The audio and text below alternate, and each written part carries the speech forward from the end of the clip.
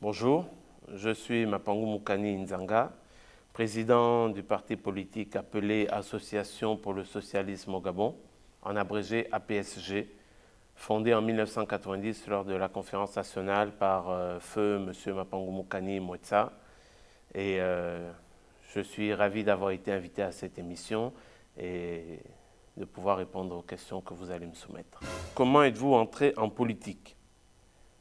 D'accord. Pour faire simple, on dira que je suis tombé dedans étant tout petit, que j'ai suivi les pas de mon père, donc M.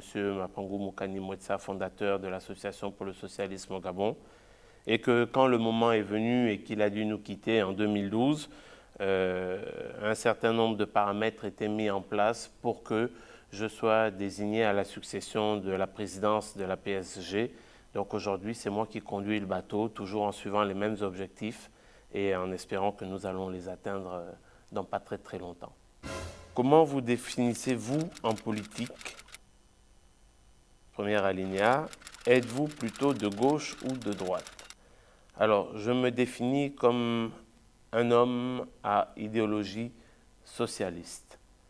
Le socialisme, par définition, est une idéologie politique qui est plutôt de gauche parce que plutôt portée sur le social et sur le partage des richesses et la bonne gestion, pour ne pas reprendre un terme cher à notre pays, la bonne gouvernance des choses de notre pays. Comment, selon vous, peut-on venir à bout de la pauvreté au Gabon?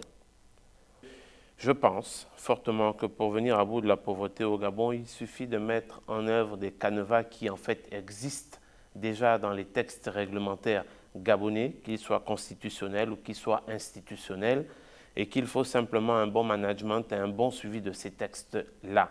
Il s'agit du partage équitable des richesses du pays, il s'agit de faire en sorte que tout le monde paye ses impôts, il s'agit de protéger l'emploi au Gabon. Un certain nombre de directives sont mises en place normalement pour qu'aucune entreprise ne puisse ouvrir ses portes dans notre pays sans qu'à sa tête, sinon au niveau de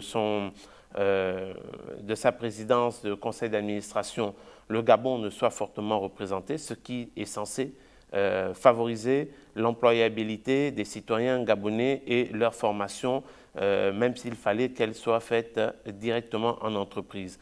Donc je pense qu'il suffit que les lois soient appliquées et appliquées à la lettre et qu'un contrôle soit fait sur le partage des revenus, sinon des dividendes.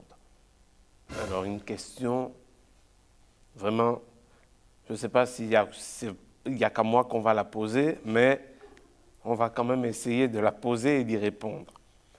Pensez-vous qu'il faille dépénaliser le cannabis au Gabon, comme cela se fait dans certains pays européens? Le cannabis, je pense, comme toute chose, n'est pas forcément mauvaise, n'est pas forcément bonne. La chose que l'on reproche d'une façon générale, ce qui est dangereux au-delà de toute chose, c'est l'abus de la chose. Donc à partir de ce moment donné-là, oui, je pense qu'il faut dépénaliser quelque chose qui en vérité n'a pas de problème en tant que tel, mais je pense aussi qu'il faut un contrôle derrière. La question à 100 millions de francs CFA. Le Gabon est à la veille de l'élection présidentielle. Plusieurs candidats se sont déjà déclarés. Parmi ce parterre de candidats, lequel allez-vous soutenir et pourquoi? Je pense que je soutiendrai le candidat qui, idéologiquement parlant, se rapprochera le plus possible des missions et des objectifs que l'Association pour le socialisme au Gabon s'est fixés. Pour moi, et vous l'avez bien mentionné dans votre question, parmi ce parterre de candidats, celui qui représente le plus, d'accord, l'idéologie socialiste que je partage avec mes camarades, est a priori l'actuel président de la République, M. Ali Bongo Ondimba.